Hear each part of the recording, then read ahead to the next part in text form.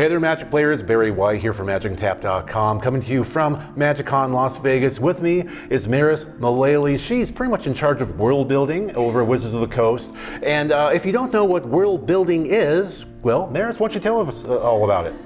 World building is coming up with all aspects of the world, from the environment to the creatures to the peoples that live there.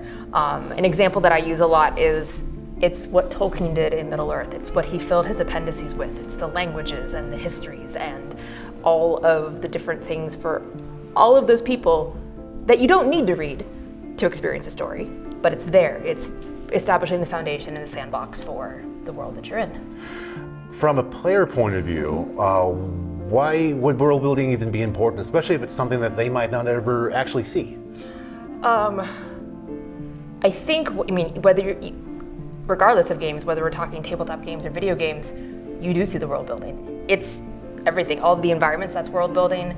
I think what you should care about it is what adds the depth to the story, or to, if we're talking about a game like Magic, to the mechanics.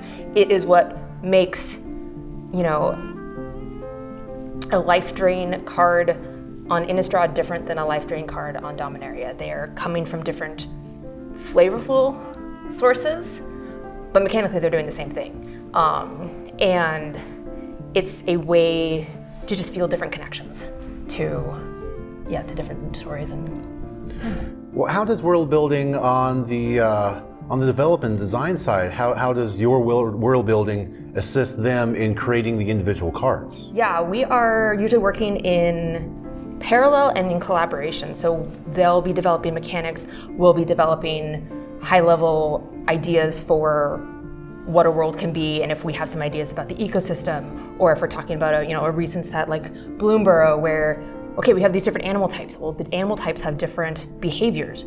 These different behaviors can translate to mechanics that might inspire the design to pursue a particular keyword or new direction. And if they're discovering that a mechanic isn't working and they want to do a design shift, it's like, okay, well, what does that mean for this faction or this group that we thought was about one thing? It's now about something else. What does that change in their worldview? What does that change in their costuming or their visuals? Maybe it doesn't change much, maybe it changes a lot. So that's what we're going back and forth on a lot. So you mentioned Bloomburrow, which was a brand new world at the time. So you're starting from literal scratch, nothing, blank whiteboard. How do you design an entire world that has to feel organic and lived in when you start from nothing?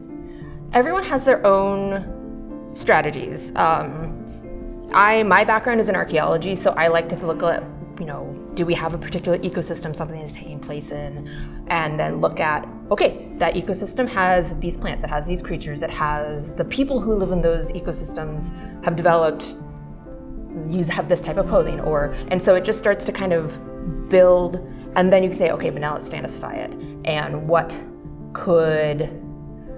are the possibilities of things that don't happen in our reality but could happen in a fantasy world.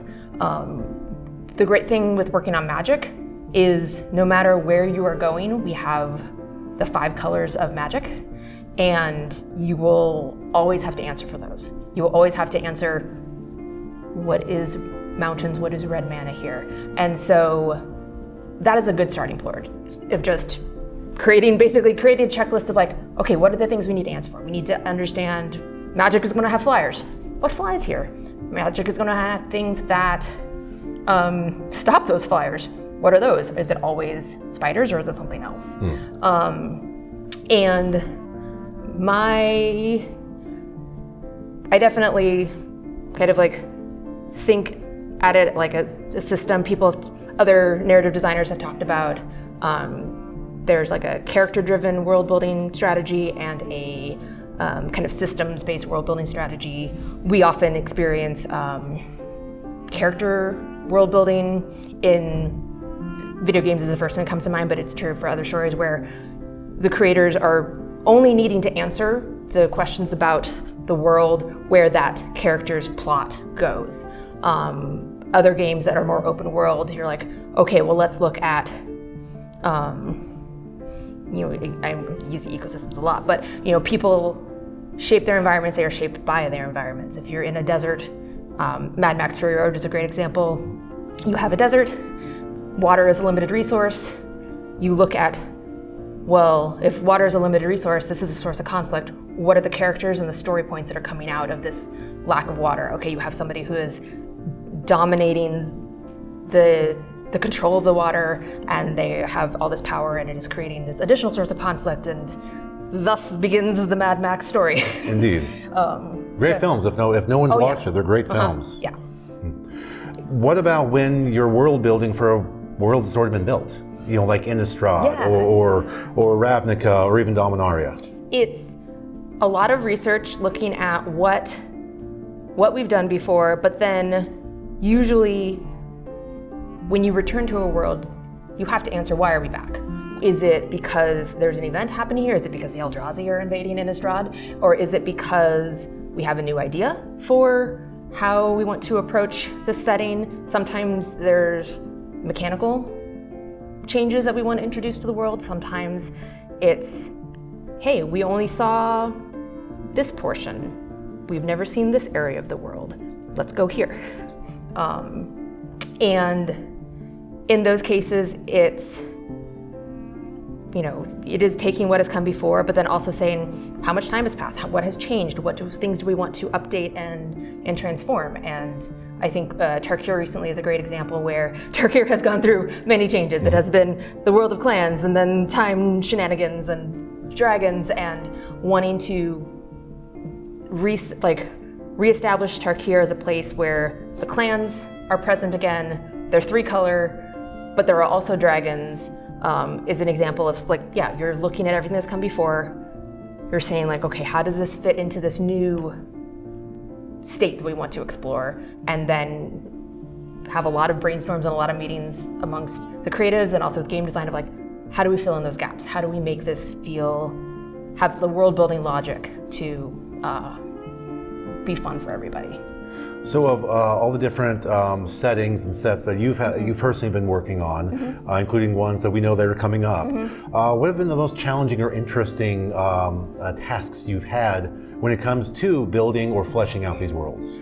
I would say, Reality Fracture was the first set that I was officially a lead on, and it was a very interesting challenge because there was a lot of magic lore that I was familiar with, and there was even more magic lore that I don't know. And so there was a lot of research, a lot of digging in. And when you want to make an alternate version of a character, you need to understand, well, what's cool about this character?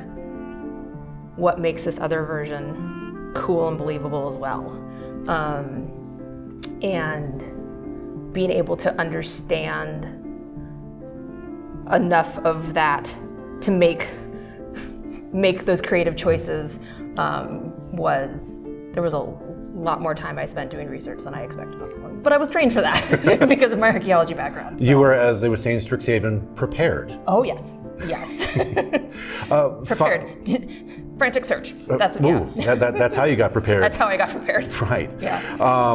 And good magic reference on that one too, by the way. I enjoyed that. One final thing here. If there's one thing that you hope players would get out of what it takes to build these worlds and maintain these worlds, what would you tell the players, the people who are watching, the one important thing that you want to make sure that every Magic player knows about this? Oh my gosh. I think the thing that I want everyone to know is all of our worlds are effectively living and breathing worlds. They are basically sandboxes that we create so that as we get cool card designs, we can figure out where those designs actually live in the world. And those worlds will grow and change every time we come back to them, and every time new mechanics exist, and hey, this mechanic didn't exist the last time we came here. What if it was here now? And they have a legacy, but just like our world, it keeps changing. Okay, well, thank you very much. Meris Mullaley, world builder at Wizards of the Coast, head world builder for Reality Fracture, which will be coming out later this year, so keep an eye out for that. For Magic Untapped here at MagicCon Las Vegas, I am Barry White. Thank you for watching.